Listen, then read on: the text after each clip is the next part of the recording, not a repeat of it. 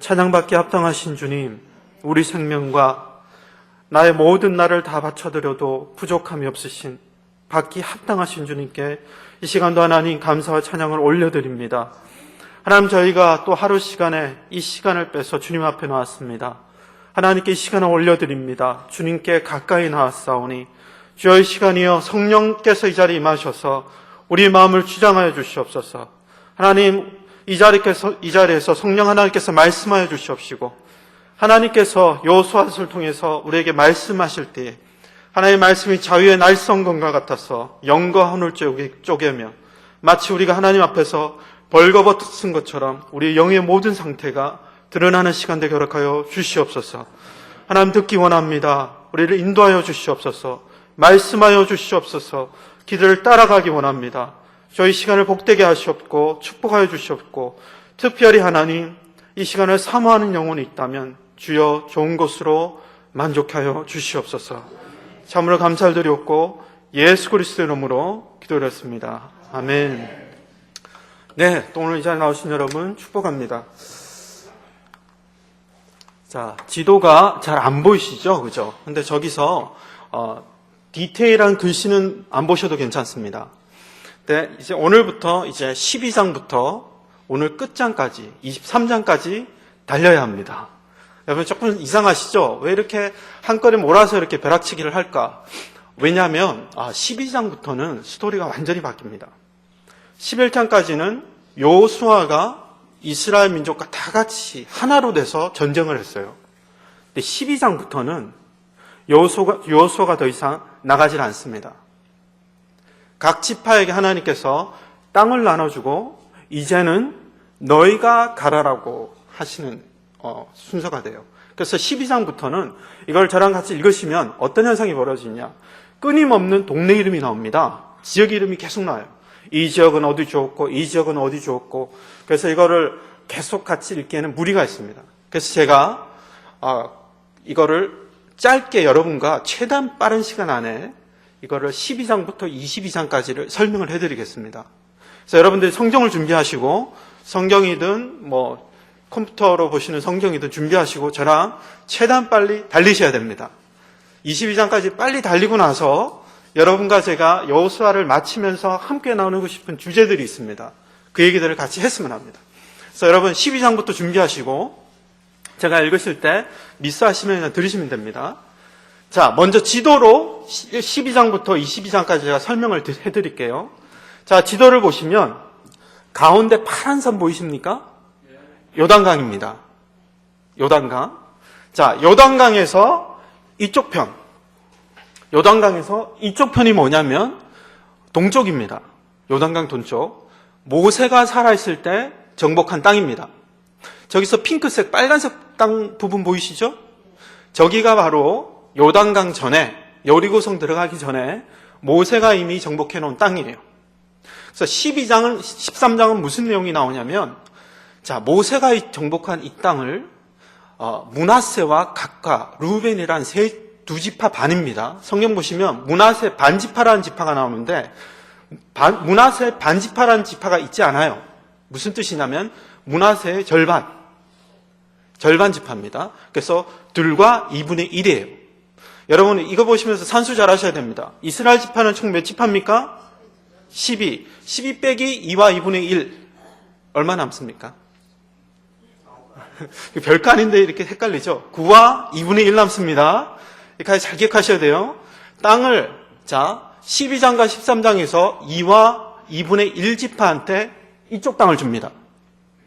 그리고 나서 우리가 지금까지 봤던 여호수아가 요단강을 넘어서 여리고성을 들어가고 하는 게 저쪽 편입니다. 자, 그래서 14장과 17장까지는 무슨 내용이 있느냐? 또 다른 둘과 2분의 1 지파한테 그동안 여러분이 보셨던 여리고, 기브온, 여기 보시면 빨간 땅 보이시죠? 이쪽 편에? 그 땅을 이 지파들한테 줍니다. 지금까지 2와 2분의 1 플러스 2와 2분의 1은 얼마입니까? 그러시군요. 2.5 플러스 2.5, 5지파 때까지 17장까지 땅을 배분해 줍니다. 그럼 보시면 지도에서 빨간 부분이 다 배분이 됐죠? 그럼 초록색 부분은 뭘까요? 그렇죠. 정복하지 않은 땅인데 이걸 잘 이해하셔야 됩니다. 저걸 아예 정복하지 않은 게 아니고 여러분 저 앞 시간에 보셨지만 가나안 연합군들이 쳐들어왔죠. 가나안 남부 연합군, 가나안 북부 연합군들이 들어와서 전쟁을 해서 이겼습니다. 그래서 큰 그 중에서 좀 센 애들, 강한 애들은 이미 다 정리가 됐어요. 그런데 그 중에서 군데군데 다 남아있는 겁니다. 특히 이렇게 바닷가 쪽은 파란 부분 저쪽은 뭐냐면 블레셋 지방, 두고두고 괴롭히는 사사기, 사무엘 상하, 열왕기 상하, 이 다윗 시대까지 계속 끊임없이 그 등장하는 블레셋, 그게 바로 저 해안가 지방입니다. 저 남은 지방이에요. 자, 그러면 여러분 지금까지 5집한테 땅을 나눠줬습니다. 산수 잘 하셔야 됩니다. 12 빼기 5는 얼마입니까? 7이죠. 7지파한테 남은 이 땅을 나눠주는 게 18장부터 22장까지예요. 그런데 성경을 보시면 이상한 게 7지파가 아닙니다. 6지파예요. 네, 이미 다 알고 계셔서 아주 쉽네요. 네, 레위 지파는 땅을 받지 못합니다. 왜냐? 여호와께서 내가 너의 친히 너의 기업이 되겠다.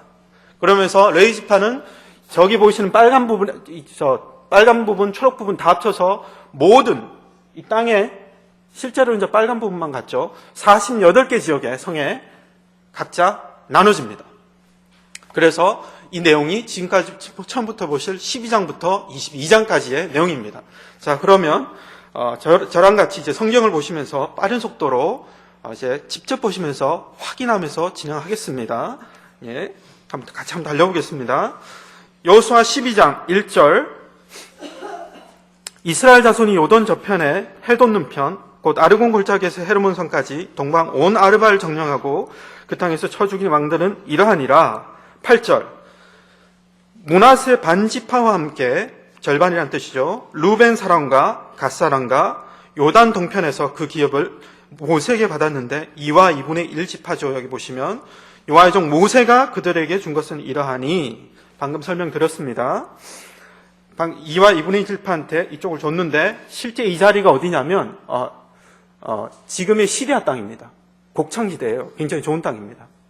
여기 보시면 이 성경에서 여호수아서에서 땅을 배분하는 원칙이 하나 있는데 뭐냐면 제비뽑기였습니다. 제비뽑기.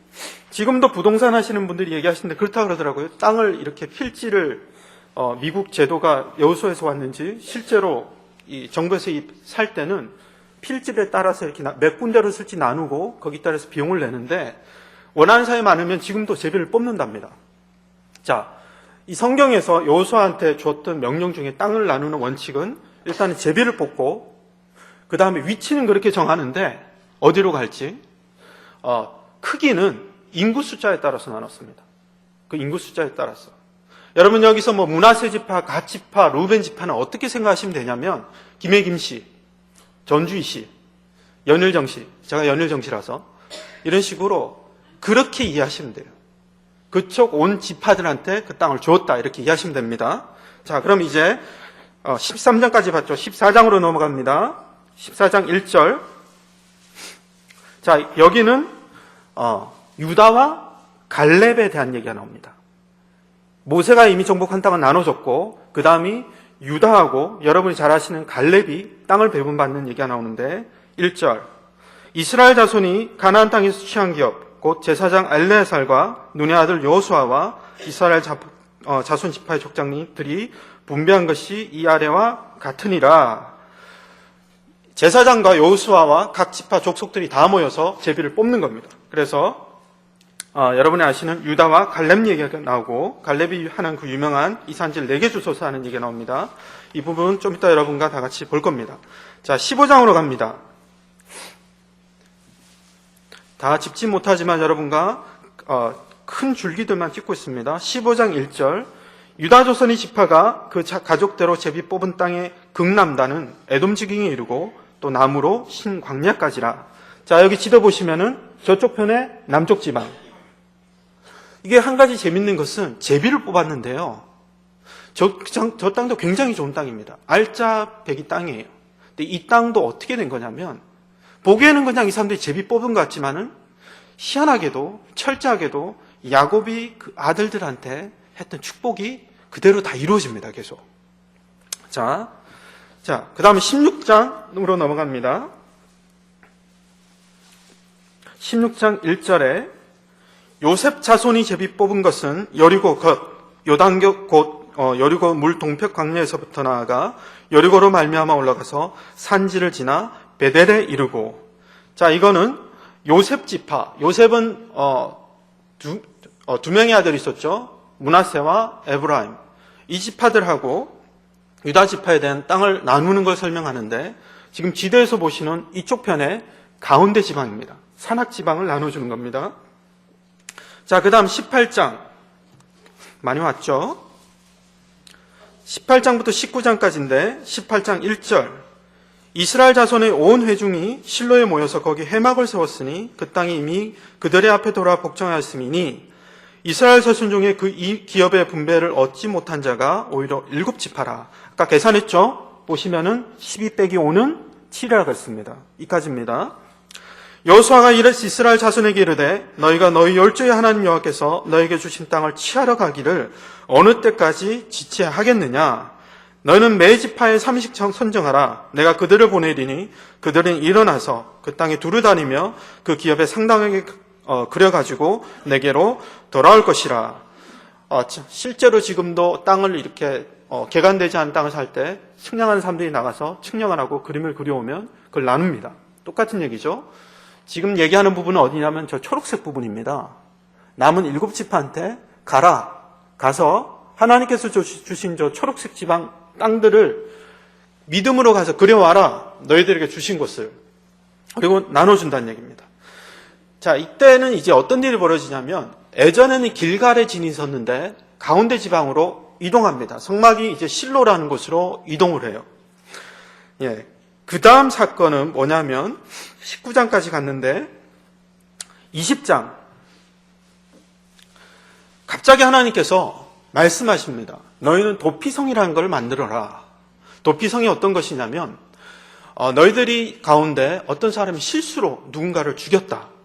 그럼 그 사람이 그 가족들로부터 복수를 당하기 전에 이 도피성이라는 곳으로 도망가면 그곳에 있으면은 아무도 죽이지 못하는 안전한 곳을 지정해줘라 라고 합니다. 근데 이 사람이 언제 그곳에서 나가서 고향으로 돌아갈 수 있습니까? 아시는 분 있어요? 다들 많이 하시네요. 저희 청년들 아셨나? 몰랐을 것 같은데. 예. 대제사장이 죽으면은 그때사 집으로 돌아갑니다. 신약에서 대제사장은 누구십니까? 예수 그리스도. 그럼 도피성이 누구를 상징하는지 보이죠? 자, 그 다음에 20장 그렇고 21장으로 가겠습니다. 21장 41절. 21장 41절. 21장은 전체가 레위인들에게 하나님께서 하나님께서 기업이 되시지만도 살 곳이 있어야 되잖아요. 자기가 갖고 있는 양과 가축들도 놔둘 곳이 필요하고. 자, 41절. 네 사람의 이스라엘 자손의 기업 중에서 얻은 성읍이 모두 48성읍이요. 또 그들이라. 모든 이 전체 중에서 48개 성으로 나눠집니다.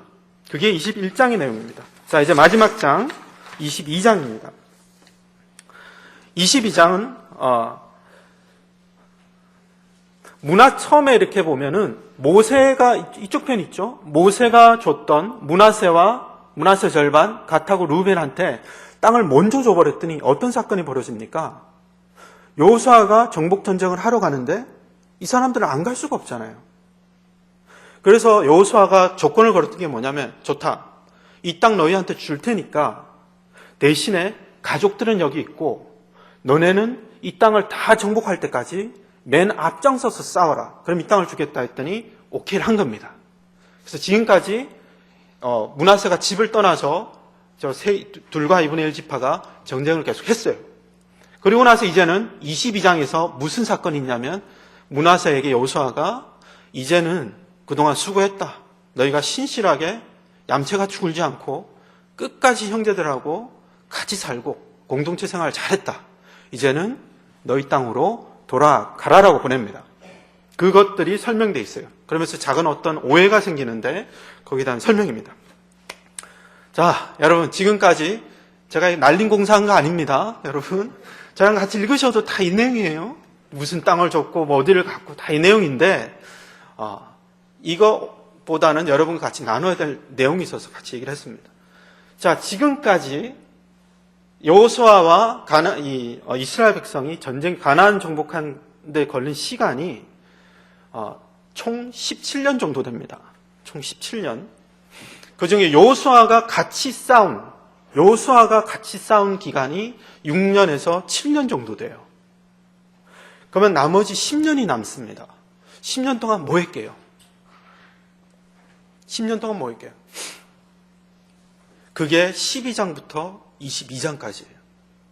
땅을 분배하고 여호수아는 더 이상 안 가고 이제는 그 남은 지파들한테 너희가 가서 하나님이 주신 것들을 정복해라라고 보낸 겁니다. 그래서 어떤 신학자들은 이렇게 이야기합니다. 참 여호수아는 이상하게 앞장에 재밌는 일이 막 사건이 벌어지다가 뒷장부터는 10장까지는 다른 얘기가 나온다. 무슨 땅 얘기 나오고 배분하는 얘기만 나온다 하는데 그 뜻은 하나님께서 보여주신 거, 그동안 가르쳐 주신 것들을 이제는 너희가 삶 속에 적용하라는 얘기입니다. 이제는 여호수아와 같이 나가지 않고 각 지파한테 하나님께서 그들에게 땅을 그리게 해라. 그리고 그 다음에 이 12장부터는 끝장까지 가시면은 앞에 있었던 사건들이 나오지 않습니다. 강도 더 이상 갈라지지 않아요. 그리고 하늘에서 싸울 때 우박도 안 떨어집니다. 성이 무너지지도 않습니다. 그리고 갑자기 뭐 어떤 일이 벌어지지도 않습니다. 하나님께서 내가 지금까지 너희와 함께 한 것처럼 너희 앞에서 너희가 발로 밟는 곳마다 그들을 쫓아내겠다는 뭐만 줍니까? 말씀과 약속만 주세요. 그리고 나서 10년 동안 이스라엘 백성이 나가서 각 지파가 이제 나가서 믿음에 그동안 보고 믿음으로 들었던 것을 약속의 말씀을 가지고 각자 부르신 곳에서 정복하고 나가는 내용들이 이제 마지막에 벌어지는 거예요. 그 내용들입니다. 그럼 이것이 우리에게 뭘 말하겠습니까? 오늘날에 하나님께서 남겨둔 이 땅들과 지파는 뭘 얘기하겠습니까? 우리도 요한계시록에 기록된 것처럼 하나님께서 부르신 하나님의 지파들입니다.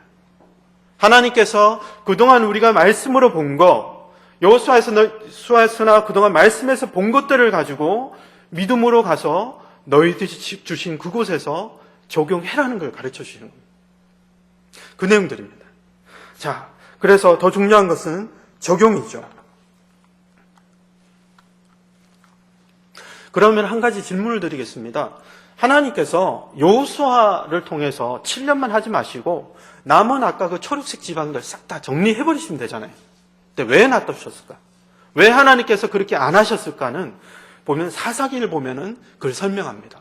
이문범 목사님과 같이 보시겠지만은 사사기에 뭐라고 했는지 하나님께서 기율을 말씀하십니다. 왜 내가 화끈하게 싹 정리를 안 해버렸게? 라고 하시는 말씀 나옵니다. 같이 읽겠습니다. 이는 이스라엘이 그 12조에 지킨 것 같이 나 여호와의 도를 지켜 행하나 아니하나 그들로 시험하려 함이라 하시니라. 계속 읽겠습니다. 그 열국을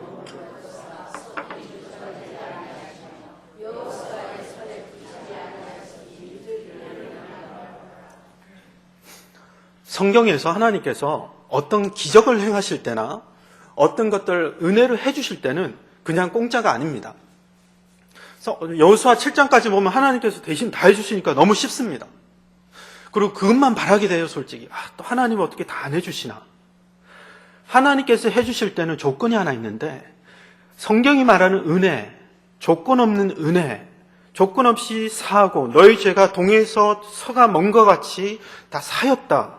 하나님께서 값없이 주신 은혜는 조건이 하나 있는데 뭐냐면 그 은혜가 그냥 그걸로 뿌려주고 끝나는 게 아니고 마치 말이 다리가 부러져서 뛸 수가 없으면 그 말의 다리를 싸매고 고치고 그 다음부터는 말이 스스로 뛰게 해주는 게 성경의 은혜입니다. 그래서 하나님께서 그 어떤 은혜들을 보여주시고 기적들을 행하셨을 때는 이것을 보고 나도 그 다음에는 믿음으로 할 수 있도록 하나님께서 그 일들을 행하시는 거죠. 자, 그래서 여기 보시면은 내가 그들을 다 쫓아내지 않은 것은 이 너희는 이것을 봤지만은 보지 않은 세대가 있다. 이제는 여호수아 너가 없고 나서 그 다음은 이들이 지금까지 배운 것을 가지고 삶 속에서 어떻게 하는지 내가 보고자 한다라고 말씀하세요. 하나님께서는 우리를 시험하시는 하나님이시지 않습니까? 그에게는 동일하게 우리 삶 속에서도 문제가 있는 것들은 그래? 지금까지 한인 동산교회 교인 20년 차다 이거지. 10년 차. 막 세례를 언제 받았는지 기억도 안 나. 그런데 그러면은 그동안 너희가 배운 것을, 경험한 것을 삶 속에서 어떻게 적용하는지 보겠다는 것이 있는 겁니다. 하나님께서 우리를 시험하시는 건 유혹과 다릅니다. 마귀는 유혹합니다. 이것은 쥐덫을 놓는 거하고 똑같아요. 그래서 걸려라라고 놔두는 겁니다. 하나님이 하시는 시험은 테스트입니다. 이걸 통과하면은 그 다음 너에게 줄 상급이 기다리고 있는 거예요. 그래서 하나님께서 우리에게 어떤 시험과 어떤 과제를 주실 때는 그 다음 우리가 얻을 정복할 땅이 기다리고 있는 겁니다. 그래서 왜 우리가 하나님의 법을 지켜야 합니까? 하기 싫은데 억지로 하는 것이 아니라 그걸 통해서 우리가 얻을 상급들이 있는 거죠. 자, 그래서 다음 다시 한번 보시겠습니다. 사사기 3장에도 한 번 더 얘기합니다. 여호와께서 가나안 전쟁을 알지 못한 이스라엘을 시험하려 하시며 이스라엘 자손의 세대 중에 아직 전쟁을 알지 못하는 자에게 그것을 가르쳐 알게 하려 하사, 그리고 3장 3절에 남겨두신 이 열국으로 이스라엘을 시험하사 여호와께서 모세로 그들의 열조에게 명하신 명령들을 총정하나 알고자 하셨더라. 자, 여기 굉장히 중요한 게 있습니다. 하나님께서 오늘 갑자기 나한테 하신 말씀을 지키는지 안 지키는지요? 하나님께서 오늘 나한테 지금 문제가 있는데 목사님을 통해서 오늘 새벽에 정말 프레시한 방금 배달되어 온 우유처럼 오늘 아침에 하신 그 말씀을 지키는지 안 지키는지입니까? 언제 거요? 거의 된장도 이렇게 묵은 된장이 없습니다. 한 세대 전이에요. 모세한테 말했던 그 명령을 지키나 안 지키나 합니다. 그래서 하나님의 뜻을 아는 법 중에 가장 중요한 것 중에 하나가 이미 다 주셨다는 얘기입니다. 우리에게. 말씀 가운데 다 주셨기 때문에 그 알고 있는 것들을 지키나 안 지키나, 이미 알고 있는 그것을 삶 속에 적용 하나 안 하나를 보신다는 거죠. 자, 그 다음을 보시겠습니다. 자, 다 같이 한번 읽어볼까요? 이스라엘 자손 중에 그 기업의 분배를 얻지 못한 자가 오히려 7지파라. 여호수아가 이스라엘 자손에게 이르되 너희가 너희 열조의 하나님 여호와께서 너에게 주신 땅을 취하러 가기를 어느 때까지 지체하겠느냐. 자, 그러면 아까 12장부터는 우리에게 하신 말씀이라고 했습니다. 그러면 하나님께서 우리에게 무엇을 원하는 걸까요? 무엇을 원하시는 걸까요? 자, 첫째는 우리가 해야 될 것들을 말씀하시는데 뭐냐면은 하나님께서 우리에게 어떤 것들을 주시려고 하는 것들이 많이 있습니다. 그런데 우리가 그것들을 하지 않고 가만히 있으면은 얻을 수가 없습니다. 구하라 그리하면 주실 것이요 두드리라 그리하면 열릴 거라 그랬습니다.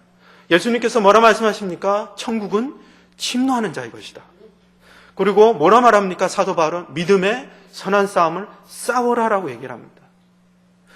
여러분, 제일 성경에서 안 좋은 예가 뭐냐면 이스라엘 백성이 출애굽하고 나서 무너진 이유이기도 하고요.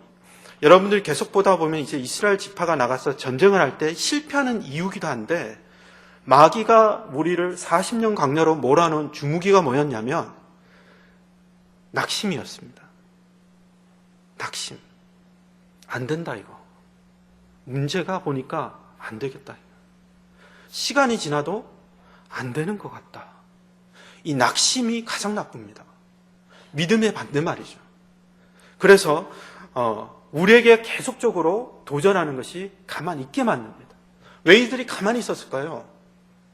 문제를 보고 나중에 보시면 알겠지만은 이스라엘 이 지파가 전쟁하러 갔더니 제일 문제가 되는 게 철병거였어요. 철병거를 보고 이 사람들이 그 지파를 다 쫓아내지 못했다고 되어 있는데 사실은 원래 번역을 보시면 안 쫓아낸 겁니다. 그게 무슨 얘기냐면 안 한 거예요. 그냥 힘들고 어려우니까 그냥 이곳이 좋사오니 라고 그냥 머물러 버린 겁니다. 여러분, 하나님께서 우리에게 요구하신 게 뭘까요? 여호수아서를 보시면은 철저하게 요구하는 게 뭐냐면 하나의 태도입니다. 전투하는 태도예요. 어떤 전투요? 그냥 돈 잘 벌고 아무 일 없게 해주시옵소서를 전투하는 게 아니고 믿음의 전투입니다. 믿음으로 우리 인생을 어떻게 살 건가? 믿음으로 어떻게 이것을 정복하고 이길 건가? 그것도 우리에게 말하는데 가만히 있지 말라고 얘기합니다. 발로 밟는 것마다 너희 소유가 될 것이다. 그래서 하나님께서 허락한 가운데 우리가 그것을 믿음으로 계속 구해야 되는데 그러지 않는 겁니다. 가만히 있어버리는 거죠. 그냥 교회 출석하고 그냥 갔다가 돌아오고 계속 그러는 겁니다. 그 다음, 그럼 뭡니까? 우리가 계속 하나님 안에서 구하고 나가야 됩니다. 하나님을 더 체험하기 원하고 하나님 안에서 이 문제를 보고 그냥 가만히 있어버리는 게 아니라 낙심한테 져서 이건 안 되는 거다 라고 있는 게 아니라 도전해야 됩니다.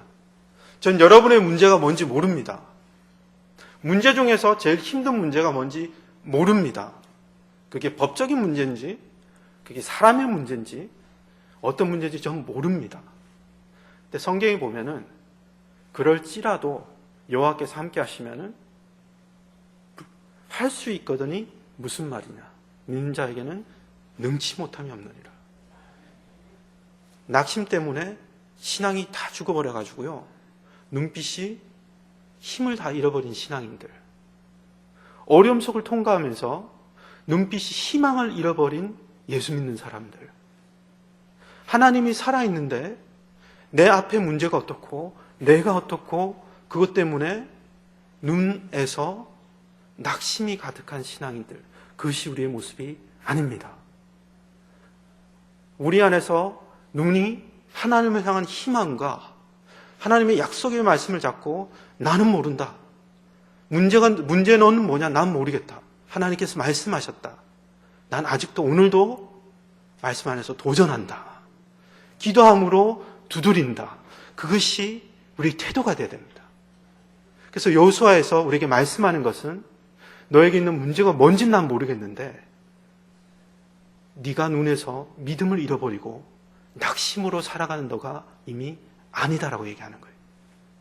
그래서 너희가 이제는 믿음을 가지고 가서 정복하고 두드리라는 얘기입니다. 그래서 여러분 오늘도 하나님 안에서 뭘 기도해야 됩니까? 여러분의 낙심케 하는 그 문제를 가지고 하나님 오늘도 또 덤빕니다. 하나님 오늘도 또 믿음으로 도전합니다. 하나님의 일하심을 보고 싶습니다. 하나님의 일하심을 보고 싶습니다. 기도합니다. 하나님께서 하나님의 방법으로 일하여 주시옵소서를 구해야 되는 거죠. 자, 그 다음은 또 그러면 뭘 요구하십니까?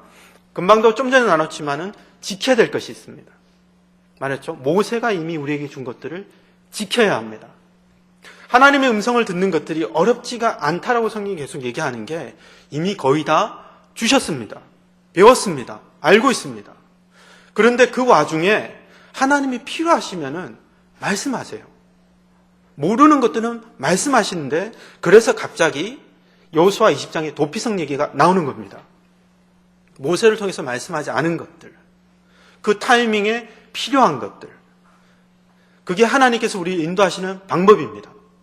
할 때마다 하나님 말씀해 주세요라고 막 이렇게 막 산 꼭대기 올라가고 막 말씀해 주십시오. 암만 해보십시오. 안 들리는 이유는 이미 알고 있는 것들이 많습니다. 그리고 하나님께서 필요하실 때마다 그 타이밍에 말씀하실 겁니다. 그렇다면 말씀하지 않을 때는 어떻게 해야 됩니까? 아브라함처럼 처음 들은 그 말씀을 가지고 믿음으로 걸어야죠. 걸어야죠. 침묵하실 그때는 내가 걷는 시간입니다. 그 말씀을 가지고 걷는 거죠.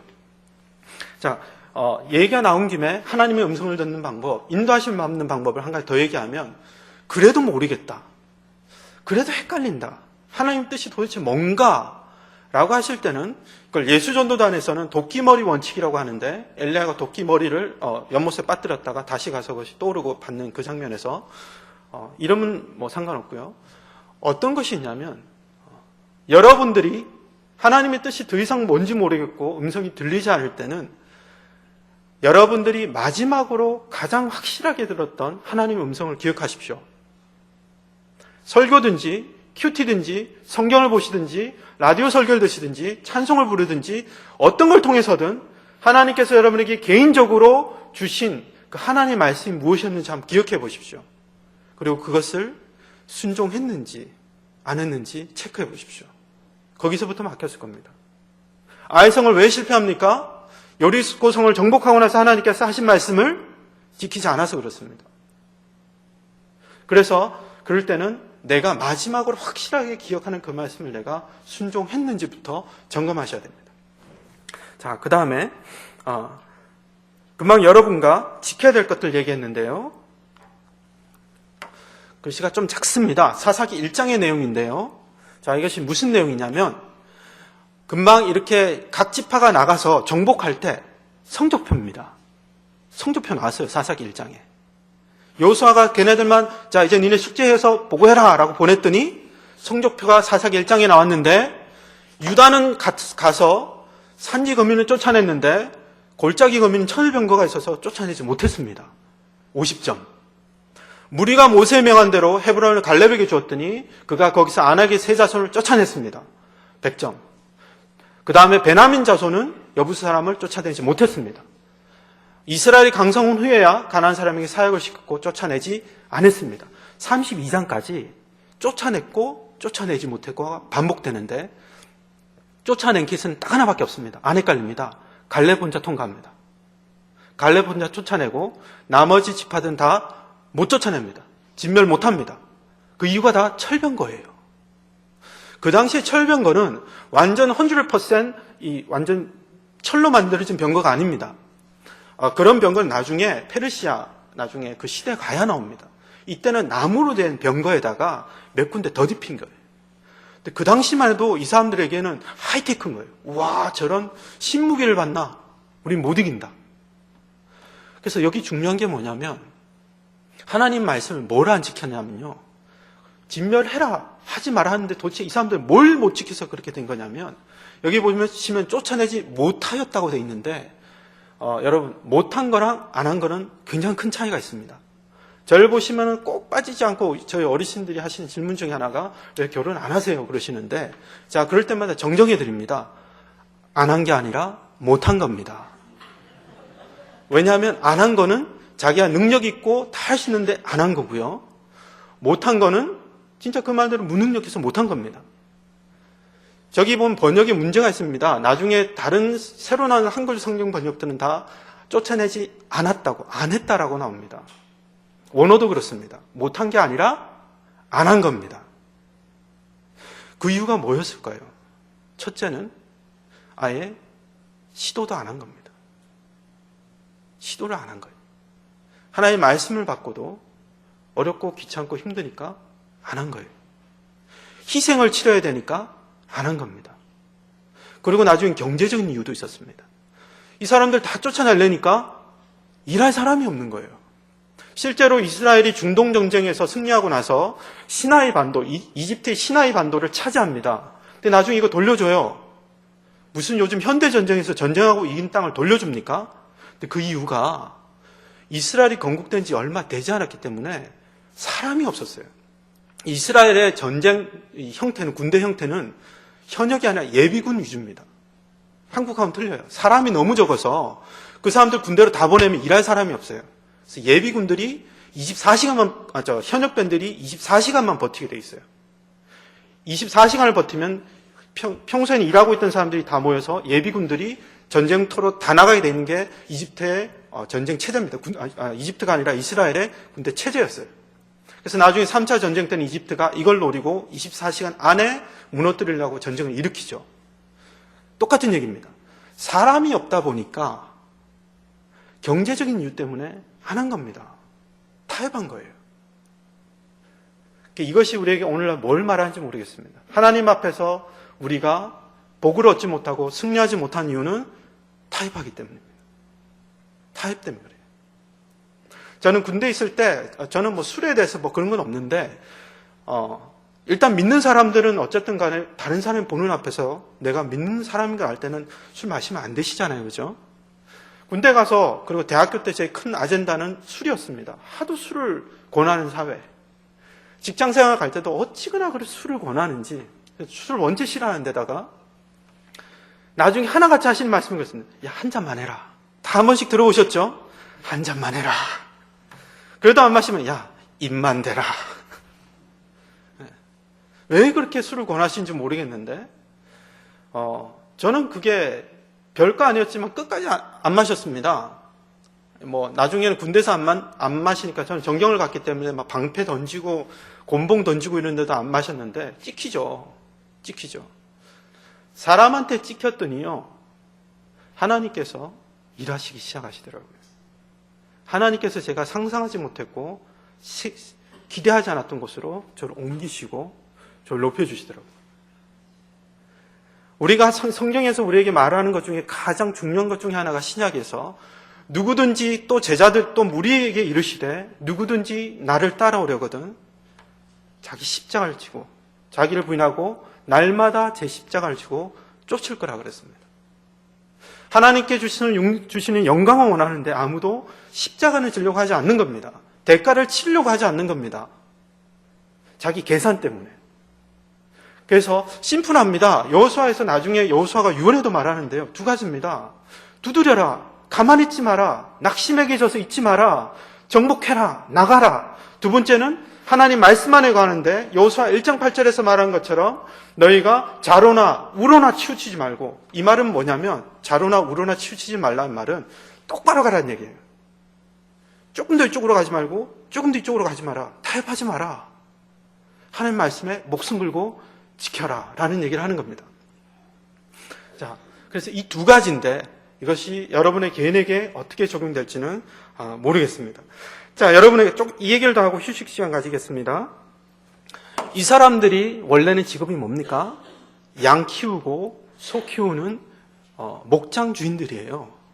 근데 이 사람들이 이제 가나안 땅에 정착을 하면서 직업이 뭐가 되겠습니까? 농사를 짓기 시작하죠. 돌아다니질 않습니다. 목축하는 사람들은 풀이 있는 곳에 따라서 떠돌아다니잖아요. 그 자리에 있으면서 이제 농사를 짓는데, 농사를 지을 때 이 사람들한테 지어본 적이 없어요. 그러니까 가나안 지방 사람들을 그대로 놔두면 이 사람들은 농사를 짓는 민족이에요. 가나안 사람들의 신은 농사의 신입니다. 바알이 농사의 신이에요. 비를 내려주는 신입니다. 이 사람들 놔뒀더니 뭘 배웁니까? 농사 짓는 걸 배우면서 처음에는 그냥 지나갑니다. 근데 나중에는 슬슬 한 잔만 해봐. 막걸리 사발 툭 내밉니다. 안 마셔? 난 하나님 믿는 사람이야. 입만 대. 여러분, 붙어 다니다 보면 배웁니다. 붙어 다니다 보면 같이 하게 됩니다. 자, 그렇게 그들이 타협하면서 자기 삶을 그것들에 맞춰간 겁니다.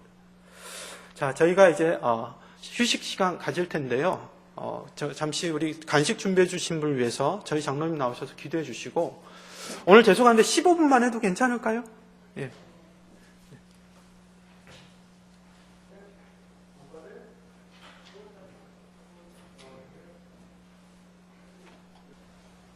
자, 이제 남은 시간 동안 여호수아서를 남은 부분을 보면서 전체적인 내용을 정리하겠습니다. 여러분들이 군대를 가시면 쉬는 시간 5분 제가 잘라먹어서 죄송합니다. 군대를 가보시면, 저는 논산훈련소 나왔습니다. 훈련소 가면은 이 교육을 받는 시간이 있습니다. 그럼 교관이 나와서 마이크를 잡고 이렇게 하는 겁니다. 알겠습니까? 하면 예, 알겠습니다. 대답하고 나서 그 다음 부르는 게 뭐냐면 숙달된 조개 앞으로. 그러면 조개 앞으로 하면서 탁 튀어나옵니다.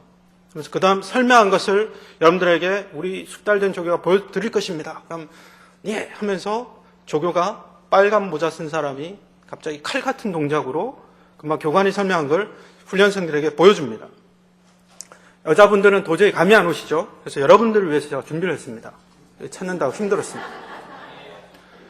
훈련소 가시면은 저렇게 훈련병들이 있고 까만 모자 쓴 교관이 설명하고 빨간 모자 쓴 딱 보기만 해도 베테랑 같은 저 조교들이 나와서 그것을 보여줍니다. 여러분과 지금 왜 갑자기 이 말씀을 드리냐면,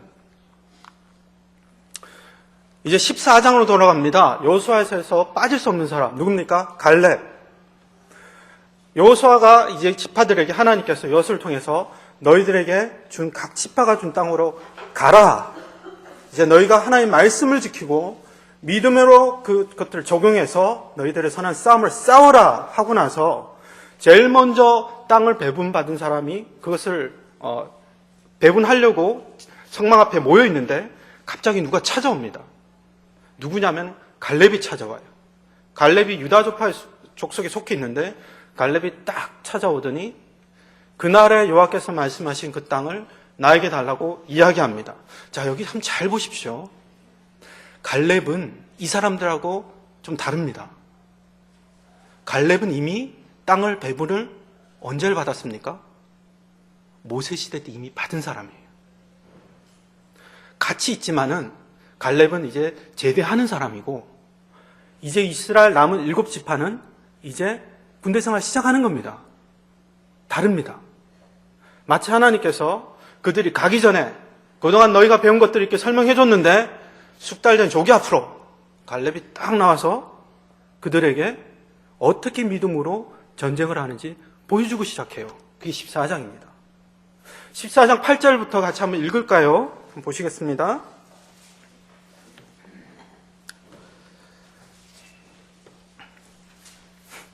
여호수아 14장 6절부터 읽겠습니다. 때에 유다 자손이 길갈에 있는 여호수아에게 나아오고 그니스 사람 여분네 아들 갈렙이 여호수아에게 말하되 여호와께서 가네셋 바데아에서 나와 당신에게 대하여 하나님 사람 모세에게 이르신 일을 당신이 아시는 바라. 내 나이 40세의 여호와의 종 모세가 가데스 바네아에서 나를 보내어 이 땅을 정탐케 함으로 내 마음에 성실한 대로 그에게 보고하였고 나와 함께 올라갔던 내 형제들은 백성의 간담을 높게 하였으나 낙심하게 했단 말입니다. 나는 나의 하나님 여호와를 온전히 쫓았으므로 그날에 모세가 맹세하여 가로되 내가 나의 하나님 여호와를 온전히 쫓았은즉 내 발로 밟는 땅은 영영이 너와 내 자손의 기업이 되리라 하였나이다.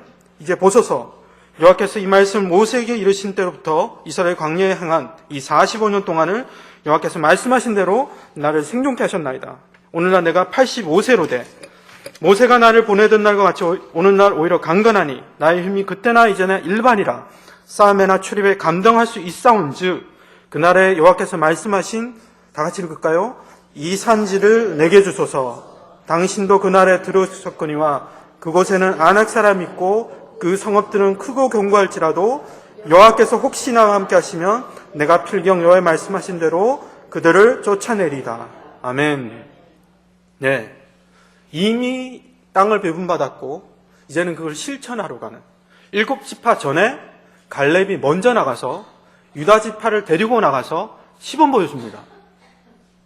어떻게 여호와의 말씀으로 이 땅을 정복하고 이기고 승리하는 삶을 사는가를 보여줘요. 그렇다면 우리도 이 갈렙의 케이스를 좀 연구할 필요가 있겠죠. 저도 이 말씀을 볼 때 그 마음으로 기도했습니다. 하나님, 갈렙의 케이스를 보면서 제가 어떻게 제 삶 가운데 이것을 적용할지를 가르쳐 주시옵소서. 그런 눈을 읽었습니다. 자, 첫째는 뭡니까? 아까도 여러분과 나눈 겁니다. 이 사람들이 제일 착각하는 것 중에 하나가 교회들이 청년부 이름으로 많이 쓰는 게 여호수아입니다. 항상 청년 여호수아라고 하죠. 갈렙이 나이가 되게 많다고 생각하고 여호수아가 젊다고 생각하는데 실제는 여호수아가 15살이 더 많습니다. 갈렙이 더 젊어요. 그래서 여호수아가 이 나이 때가 93세입니다. 갈렙이 85세 때고. 자, 그래서 여러분들 보시다시피 갈렙의 눈빛이 어떻습니까? 성경이지만 보이시죠? 믿음이 죽지 않고 안악 사람이 있든지 뭔가 있든지 난 모른다. 내 나이가 몇이든지 난 모르겠다. 갈렙이 원하는 게 그 땅일까요? 그 땅이면 왜 하필이면 헤브론을 원합니까? 유다가 차지한 곡창지대도 있고 돈 다 놔두고. 이것이 갈렙의 마음에 불타고 있는 소원입니다. 이것이 우리 인생의 소원이 되어야 되는데요. 뭐냐면 나는 하나님의 말씀이 내 삶 속에서 진짜로 이루어지는 걸 보고야 말겠다. 내 인생이 아직 끝나지 않았다. 하나님이 주신 약속의 말씀이 진짜로 내 삶 가운데 나타나는 것을 세상 가운데 보여주겠다는 겁니다. 이게 우리 마음의 소원이 되어야 됩니다.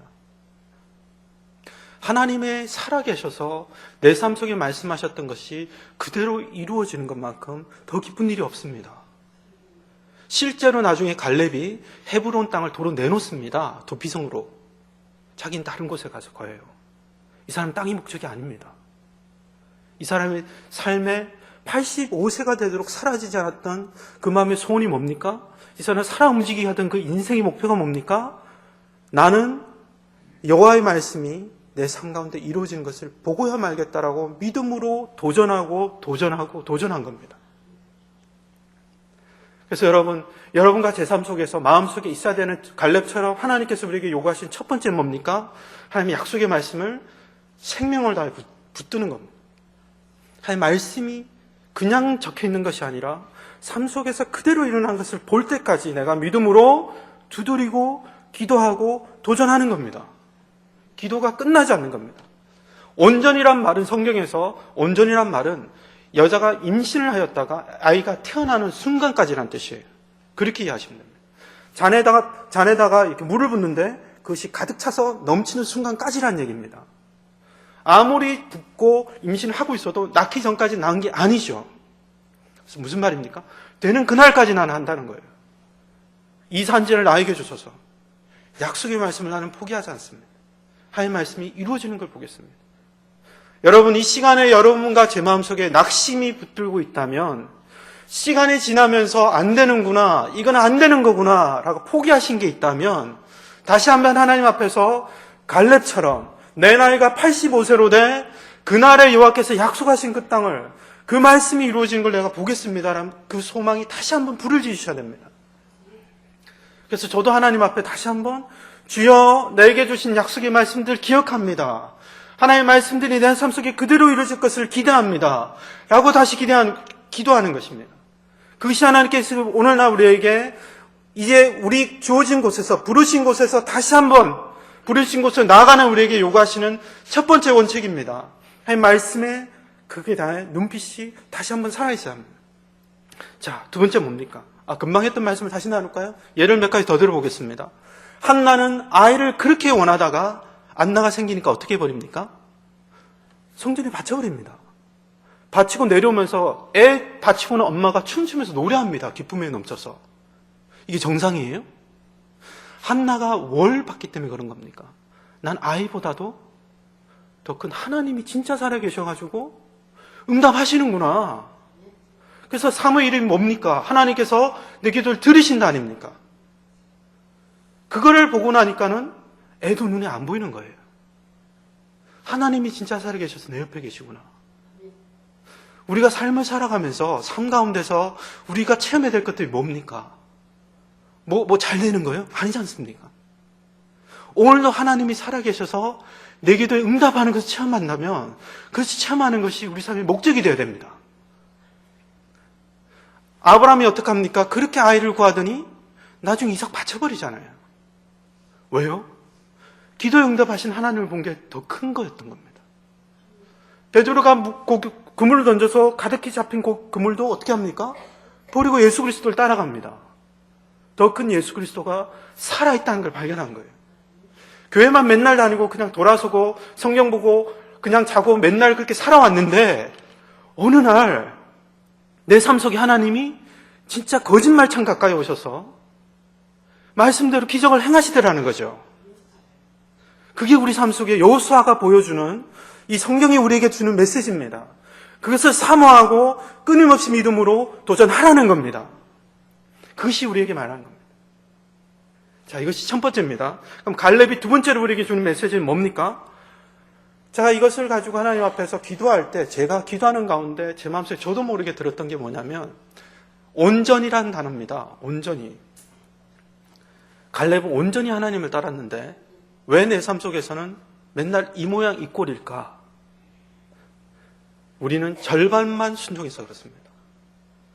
반만 믿고 반만 순종하고요. 어려운 건 그냥 지나가 버리고. 기도도 절반밖에 안 믿으니까 절반 정도만 합니다. 끝까지 믿음을 가지고 기도하지 않습니다. 순종하고 하나님 앞에 참는 것도 하나님께서 하실 걸 믿지 않기 때문에 좀 참다가 에이, 내가 너한테 이 말 하려고 기다리고 준비하고 있었다. 딱 가슴속에 품어 있다가 쏘고맙니다. 하나님께서 일하는 걸 믿지를 않습니다. 밑에 끝까지 믿지를 않습니다.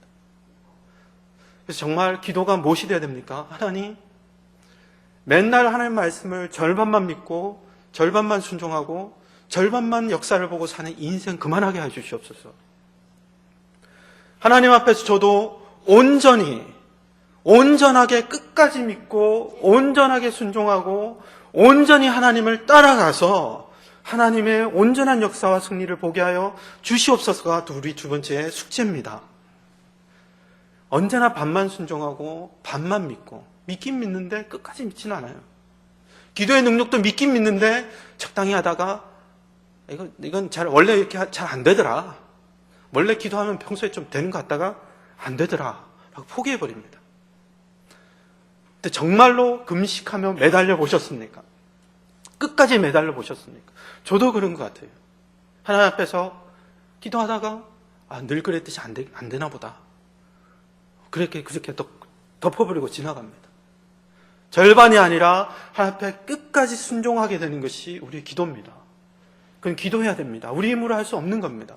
하나님, 제가 온전히 기도하게 해 주시옵소서.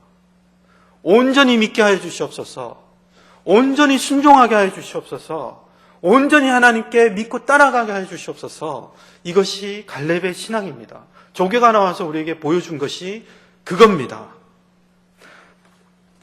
자,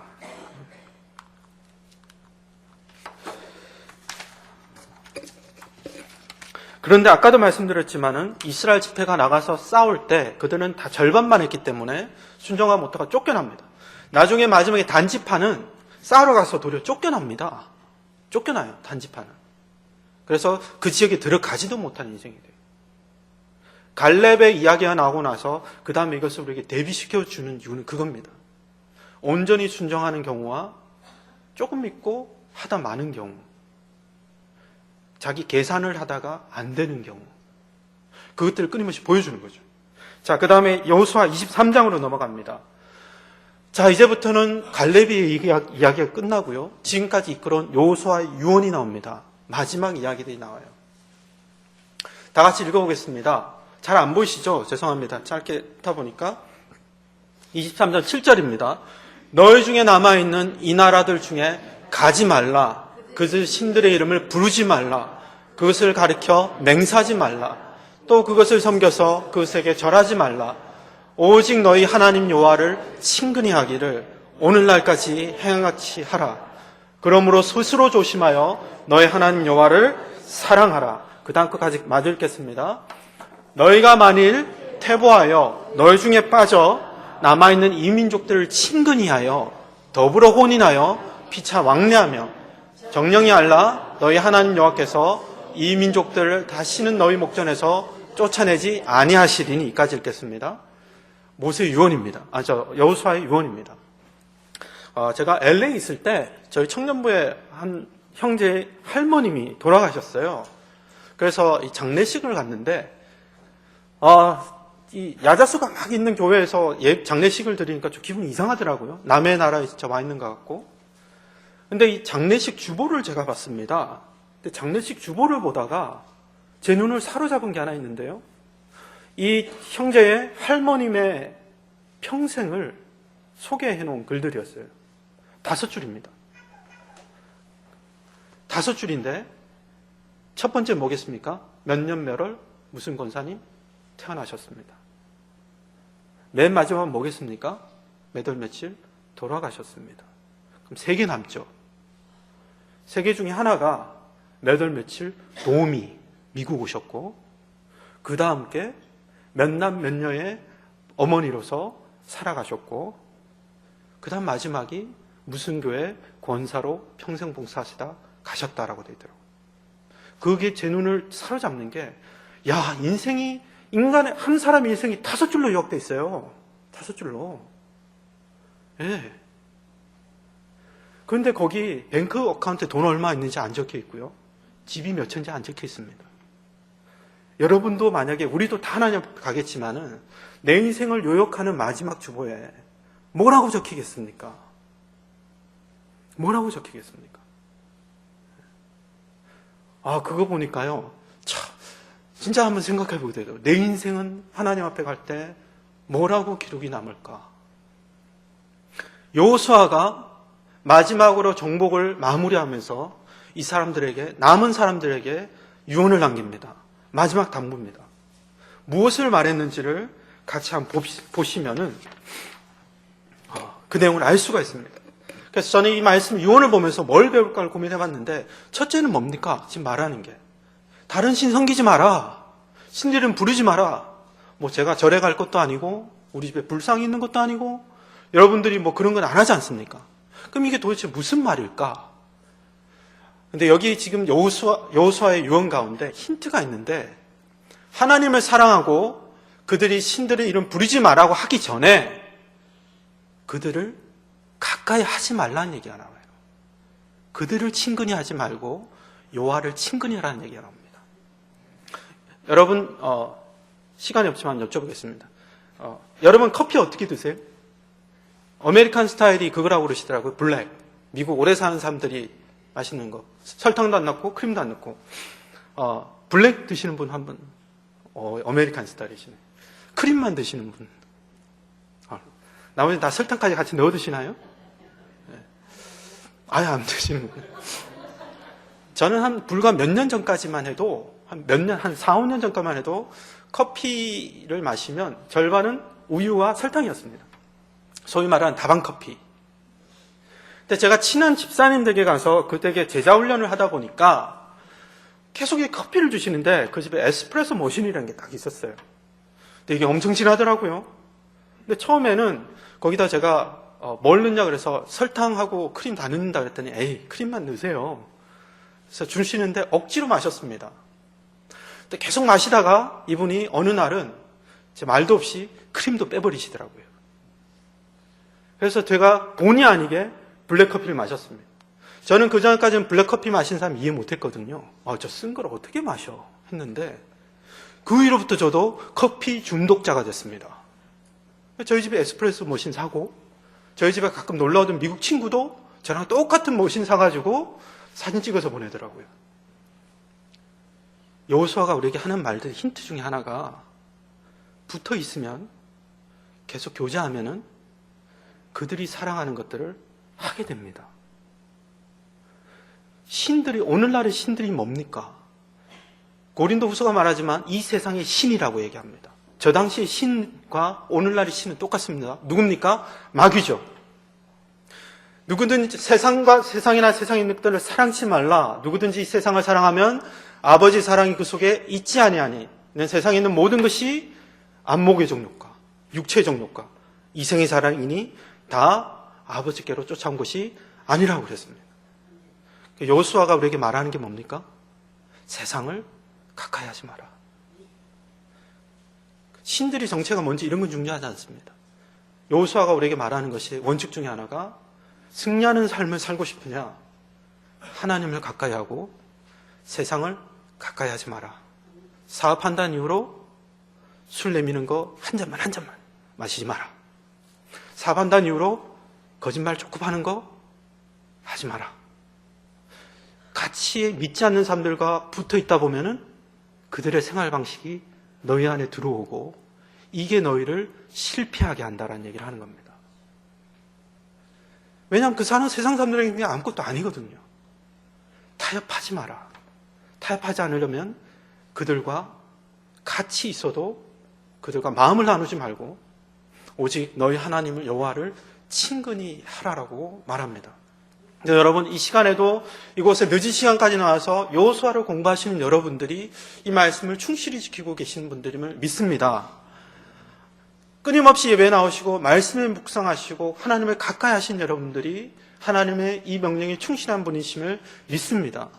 저도 목사이지만은 설교 없는 날, 하는 거 없는 날은 아싸 그리고 드라마 클릭합니다. 국가대표 누가 이겼지 봅니다. 이것들이 서서히 별거 아닌 것 같지만 저를 드라마를 가까이 하면서 저를 온누에 빠뜨리고 서서히 망하게 하는 거죠. 한 예입니다. 그래서 계속 말한 게 뭡니까? 하나님을 가까이 해라, 친근히 해라. 근데 친근히 한다는 건 이걸 아셔야 됩니다. 일 때문에 교회 나오는 거 아닙니다. 제가 기도할 때, 오늘 제 마음속에 기도할 때 이런 마음이 저도 모르게 들더군요. 어젯밤에 기도하는데 하나님께서 설교 준비하려고 기도하지 마라. 그렇더라고요. 웬일로 제가 무릎까지 꿇고 기도하는데 아프잖아요. 저 마음속에 그런 마음 순간 설교 준비하려고 기도하는 건 아닌 것 같아요. 하나님을 사랑한다는 것은 어떤 이슈가 있든 일이 있든 없든 내 마음이 하나님을 바라고 사모하고 그리워하는 겁니다. 자, 그 다음에 다 아는 말씀이죠.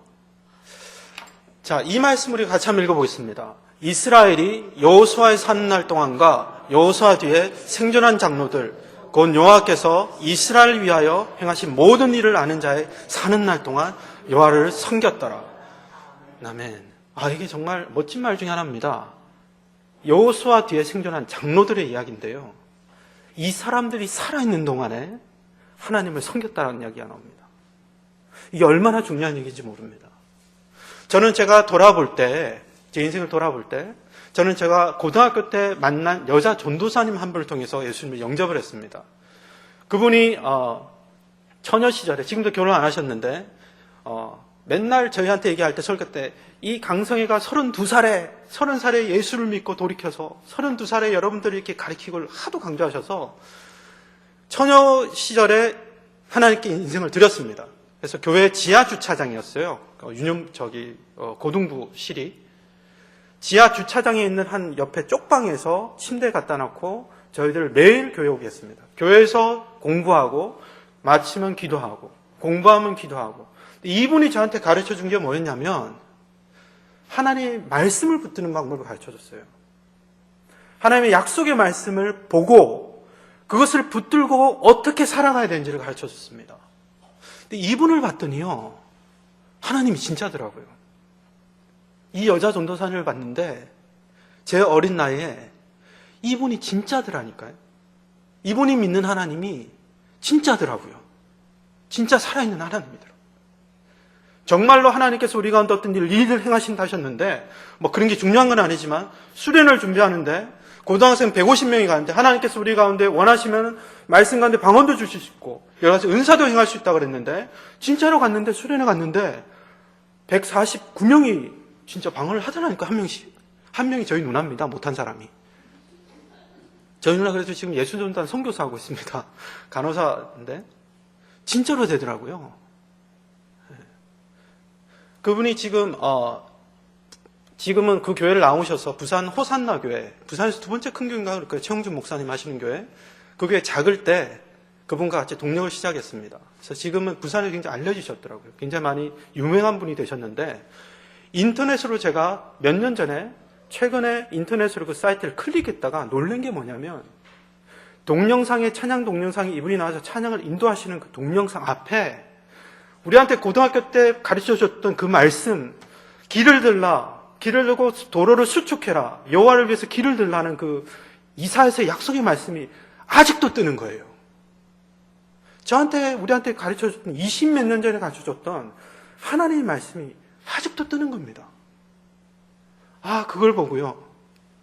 하나님께 정말 감사했습니다.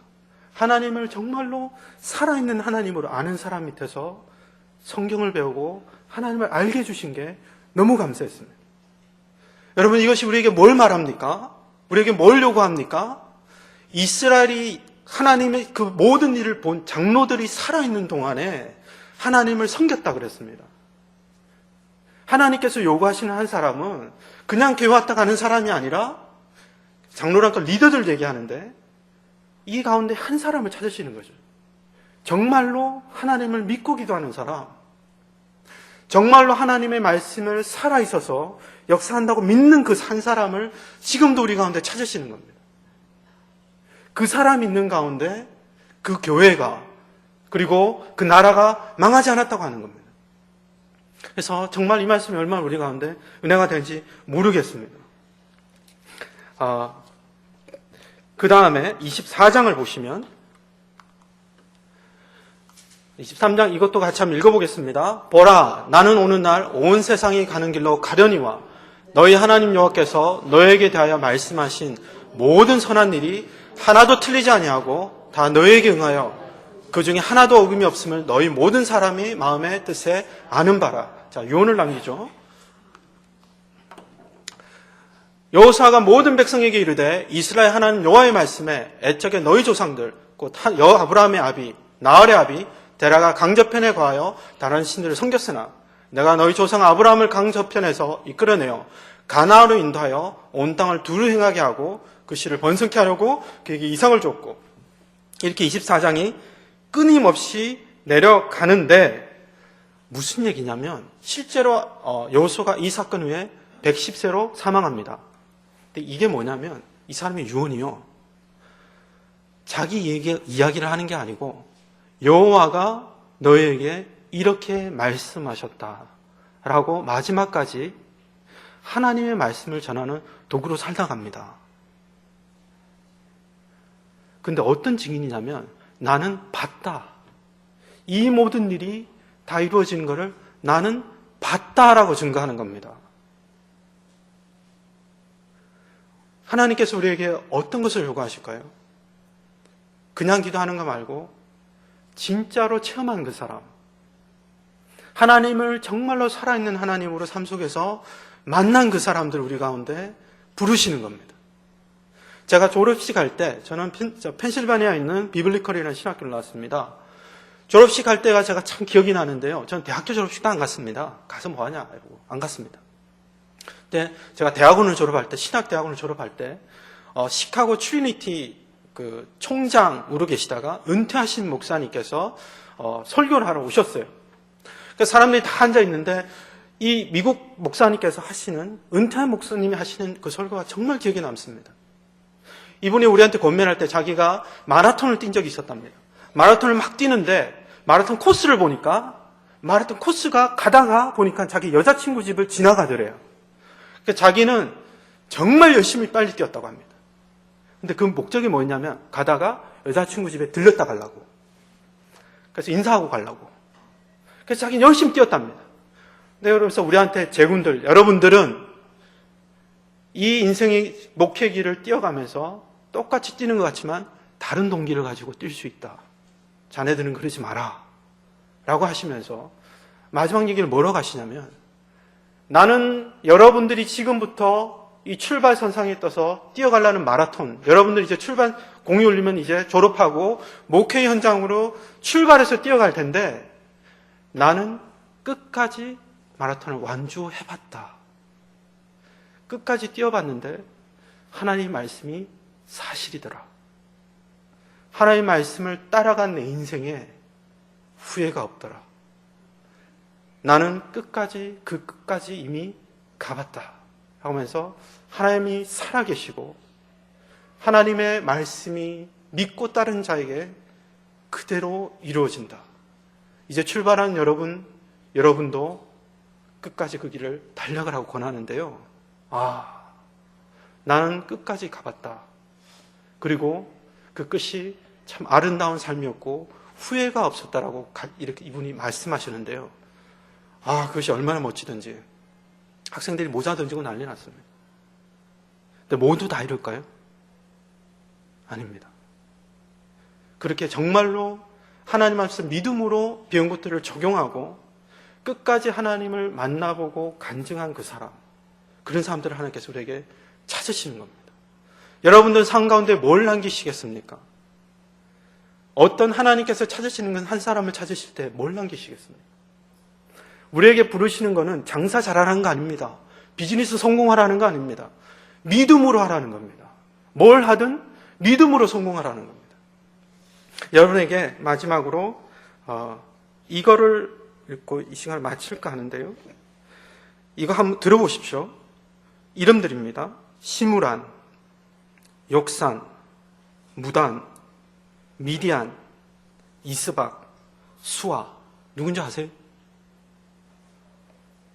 누군지 아세요? 아브라함의 자식들입니다. 모르셨죠? 예.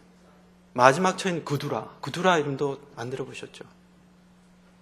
아브라함의 세 번째 와이프예요. 그 밑에 태어난 자식들입니다.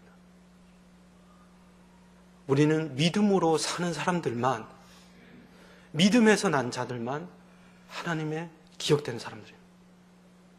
믿음으로 승리하고 믿음으로 남긴 것들만 하나님께서 기억하시는 겁니다.